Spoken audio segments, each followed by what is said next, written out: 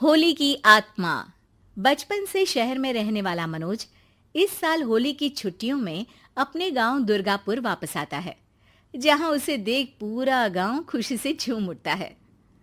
जब गया था तब इतना सा था और अब देखो कितना बड़ा हो गया है।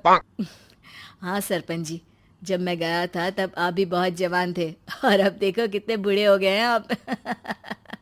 चलो चलो बढ़िया है। बच्चा घर वापस आ गया। इसी खुशी में आज रात पार्टी होगी।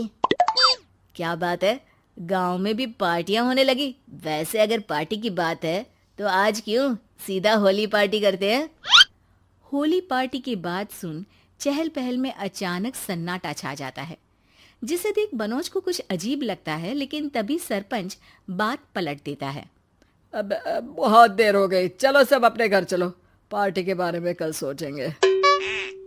मनोज भी मम्मी पापा के साथ घर आ जाता है, पर होली पार्टी और उस पर पूरे गांव की खामोशी वाली बात अभी तक उसके जहन से निकलती नहीं। पापा, होली पार्टी की बात पर सब चुप क्यों हो गए थे। अरे होगी उनकी कोई अपनी बात। मुझे गांव की पंचायत ही थोड़ी पता है। थक गया हूँ, चलो सो जाते हैं, कल बात करते हैं। पापा की बात मानते हुए मनोज भी सोने चला जाता है। आज तो छुपा लिया, लेकिन हफ्ते बाद जब होली का दिन आएगा तब इसे कैसे रोकोगे। अगली सुबह सूरज के साथ ही मनोज भी गांव घूमने निकल जाता है, जिस पर रास्ते में उसे अपनी ही उम्र के कुछ लड़के भी मिलते हैं, जिनसे दोस्ती कर अब वो उनके साथ घूमने लगता है। इसी तरह कुछ दिन बीत जाते हैं और होली नजदीक आने लगती है। दोस्तों, होली में 4 दिन ही बचे हैं, पर गांव में उसकी कोई तैयारियां क्यों नहीं दिख रही। क्योंकि यहाँ होली नहीं मनाई जाती। अरे पर ऐसा क्यों। वो राजा भूषण। अरे तुम 4 दिन के लिए आए हो, क्या इतना सोच रहे हो। चलो कुछ खाने चलते हैं। इसी के साथ एक बार फिर होली की बात को टलते हुए देख मनोज को शक होने लगता है।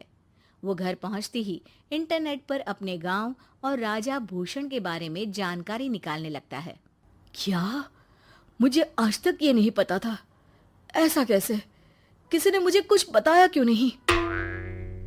सारी जानकारी लेने के बाद मनोज गांव वालों या अपने मम्मी पापा से कुछ पूछे बिना खुद ही उसकी सच्चाई के बारे में छानबीन करने लगता है, जिसके चलते वो राजा भूषण की हवेली में पहुंचता है। वाह, क्या हवेली है यार। पर क्या यहाँ सच में कोई भूत है? हेलो भूत जी, कोई है क्या? हम इस साल गांव में होली सेलिब्रेट कर रहे हैं, क्या आप उस पर थोड़ा इंटरव्यू देंगे? मनोज के ऐसा बोलते ही गांव में तूफान उठ जाता है और हवेली में रखी सारी चीजें हिलने लगती है। एक अदृश्य शक्ति मनोज को धक्का देकर हवेली से बाहर निकाल दरवाजा बंद कर लेती है। ये सब देख मनोज हैरान रह जाता है। क्या अभी मुझे हवा ने धक्का देकर बाहर निकाल दिया? मेरे होते हुए इस गांव में कभी होली नहीं मन सकती, इसलिए दोबारा ऐसी कोशिश भी मत करना, अंजाम बुरा होगा। आवाज सुन मनोज हैरानी से इधर उधर देखने लगता है, पर उसे कोई दिखाई नहीं देता।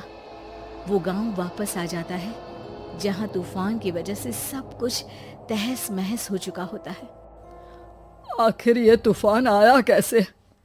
ना ऐसा कोई मौसम था और ना ही हमने होली का त्योहार मनाने की बात की थी।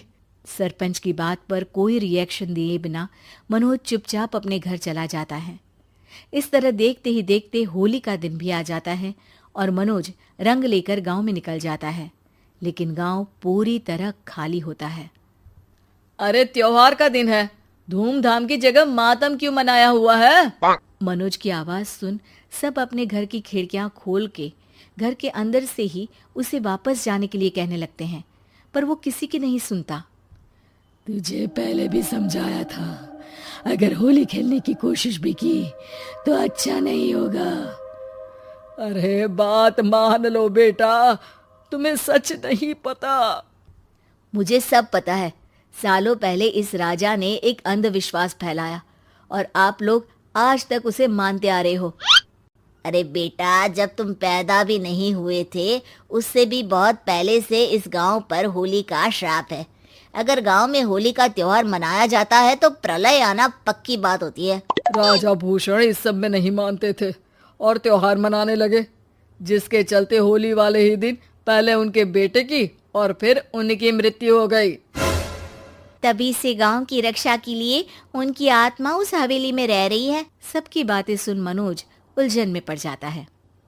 सोचना भी मत मनोज, अगर तुमने इस परंपरा को तोड़ने की कोशिश भी की तो उसका परिणाम इस गांव और गांव के लोगों के लिए अच्छा नहीं होगा।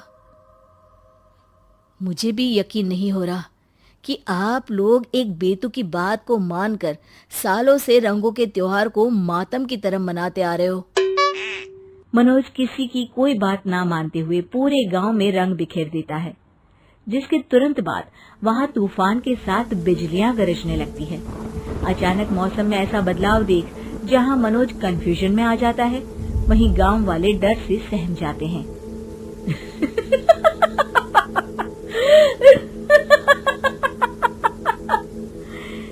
इस लड़के ने हमारे जैसे सिर्फ अपने स्वार्थ के लिए नहीं बल्कि पूरे गांव की खुशियों के लिए यहाँ होली मनाई है, जिस वजह से अब इस गांव पर होली का श्राप टूटता है। ऐसा बोलकर राजा का भूत वहां से गायब हो जाता है, जिसके बाद गांव के लोग धूमधाम से होली मनाते हैं।